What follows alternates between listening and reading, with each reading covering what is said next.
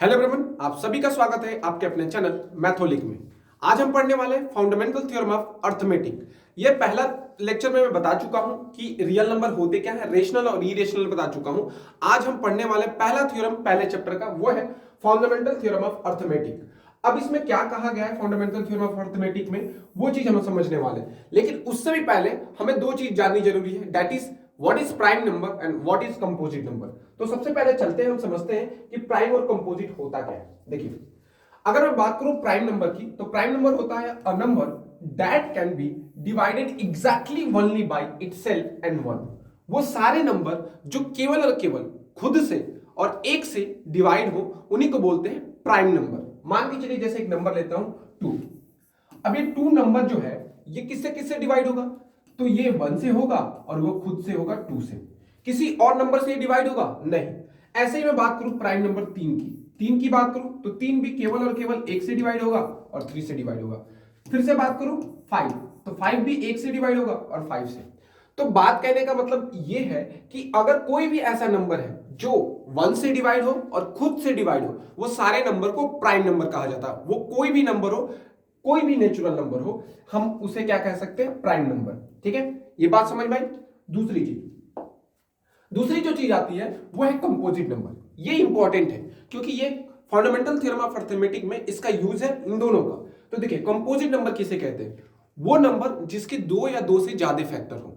कहने का मतलब कि composite number are the number that have more than 2 factors. देखिए, प्राइम में क्या था? प्राइम नंबर जैसे 3 मैंने लिया था, तो यहां पे 1 और 3 यही इसके 2 फैक्टर है, तो उसको प्राइम बोलते हैं। लेकिन जिसके 2 से ज्यादा फैक्टर होंगे उसको कंपोजिट कहते हैं।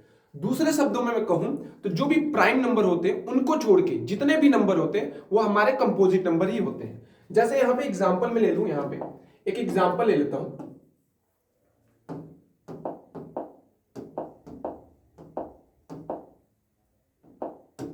अब देखिए, यहां पे मैंने ले लिया 4। अब 4 देखिए 1 से डिविजिबल है, 2 से भी डिविजिबल है और 4 से भी डिविजिबल है। ये 4 3 नंबर से डिविजिबल है। यहां पे कितने इसके फैक्टर हो गए? 3। ऐसे ही मैं ले लूं 16 ले लूं, तो 16 किससे होगा? 1 से भी होगा, 2 से भी होगा, यहां पे 4 से भी होगा, 8 से भी होगा और यहां पे 16 से भी होगा। तो यहां पे फैक्टर कितने हो गए? यहां पे कितने फैक्टर हो गए इसके? 3 और 2 5, 5 फैक्टर हो गए। तो ऐसे नंबर जिनके 2 या 2 से ज्यादा फैक्टर होंगे वो कंपोजिट होंगे। जितने भी प्राइम नंबर है उनको छोड़ के सारे नेचुरल नंबर कंपोजिट ही होते हैं, ये याद रखिएगा। जैसे 6 है, अब यहां पे मैंने 6 लिया, 6 लिया, तो 6 में ध्यान से देखिए, 6 में तो 1 2 3 और 6 ये इसके फैक्टर हैं, तो ये सारे इसको डिवाइड करेंगे। तो यहां पे देखिए फैक्टर कितने हैं? 2 से ज्यादा हैं। 14 है, तो 14 में भी देखिए 1 2 7 और 14 ये इसके फैक्टर हैं। तो ऐसे नंबर को कंपोजिट बोलते हैं। अब एक चीज और याद रखिएगा, 1 जो है ना ही कंपोजिट में काउंट होता है और ना ही प्राइम में काउंट होता है। देखिए, the composite number have more than 2 factors, ये पहली बार बता चुका हूं इसकी प्रॉपर्टी में। Composite number are evenly divisible by their factor. और याद रखिएगा, कोई भी कंपोजिट नंबर होगा वो अपने फैक्टर से डिविजिबल होगा। अब एक चीज और आता है यहां पे, the smallest composite number is 4। देखिए, सबसे छोटा कंपोजिट नंबर क्या है? 4। 3 क्या है? प्राइम। 2 क्या है? प्राइम है। और 1 क्या है? ना ही कंपोजिट इसको ट्रीट करते हैं और ना ही प्राइम ट्रीट करते हैं। तो ये याद रखिएगा। अब चलिए, अब हम इस थ्योरम को समझते हैं जो अभी हमने देखा है। अब ये था थ्योरम हमारा। ये थ्योरम बहुत ही इंपॉर्टेंट है हम लोग के लिए, पहले चैप्टर के लिए। तो देखिए, यहां पे थ्योरम कहता क्या है ये समझ लेते हैं। तो ये कह रहा है कि अ कंपोजिट नंबर, इसी वजह से मैंने बोला था कि कंपोजिट नंबर जानना जरूरी है। A composite number is expressed in the form of product of prime. जितने भी कंपोजिट नंबर होते हैं उनको हम प्राइम के प्रोडक्ट में लिखेंगे। And this factorisation is unique apart from order in which the prime factor occur.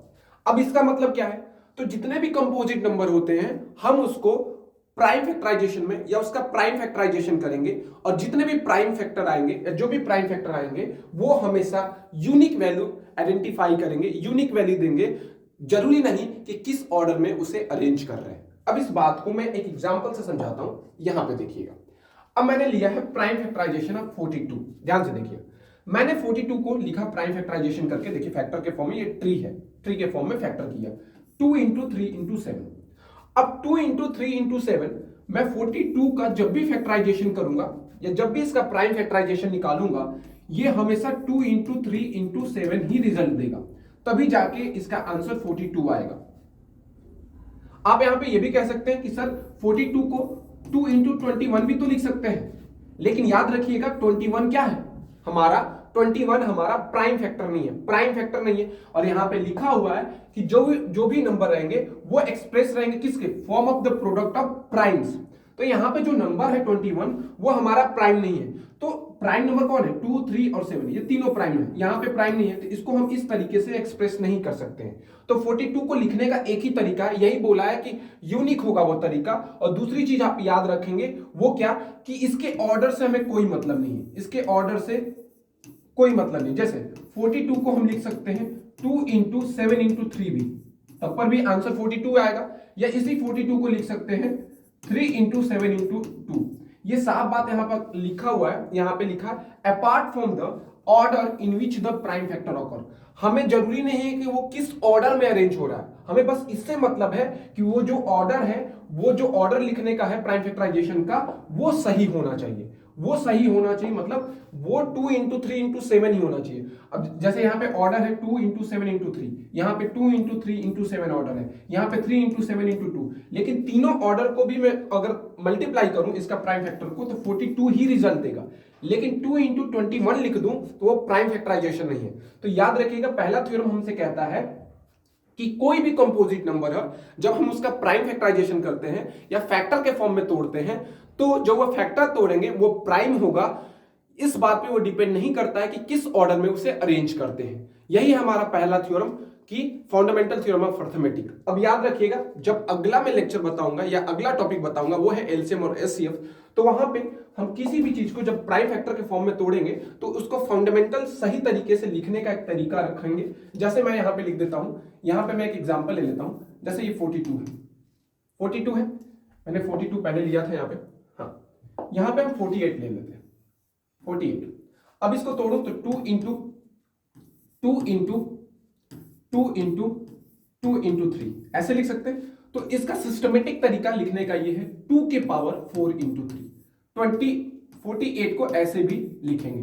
तो ऐसे ही हम सारी चीजों को लिखेंगे और वहां से मैं बताऊंगा कि एचसीएफ और एलसीएम निकालना कितना आसान है। हम इस तरीके से इस स्टैंडर्ड फॉर्म में हर एक प्राइम फैक्टर को लिखेंगे जब भी फंडामेंटल थ्योरम ऑफ अरिथमेटिक में। तो याद रखिएगा कोई भी कंपोजिट नंबर होगा जब उसको एक्सप्रेस करेंगे तो प्राइम फैक्टर के फॉर्म में होना चाहिए, पहली चीज। और दूसरी चीज वो किस ऑर्डर में रिपीट हो रहा है, किस ऑर्डर में आ रहा है, वो नहीं डिपेंड करता है। और हर एक प्राइम नंबर, हर एक कंपोजिट नंबर क्या करता है, एक यूनिक वैल्यू देता है। जैसे 42 को मैंने लिखा, अब 48 यहां पे लिखा ना, 48 में देखिए 4 बार 2 आया और 1 बार 3 आया।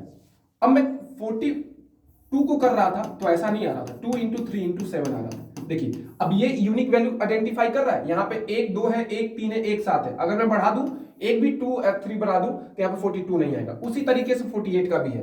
तो ये डिपेंड नहीं करता कि किस तरीके से लिखते हैं, मैं 3 पहले लिख दूंगा, 2 बाद में लिख दूंगा, इस ऑर्डर में हम नहीं देखेंगे। बस ये देखेंगे कि प्राइम फैक्टराइजेशन हो और यूनिक वैल्यू हो उसकी, बस इतना ही।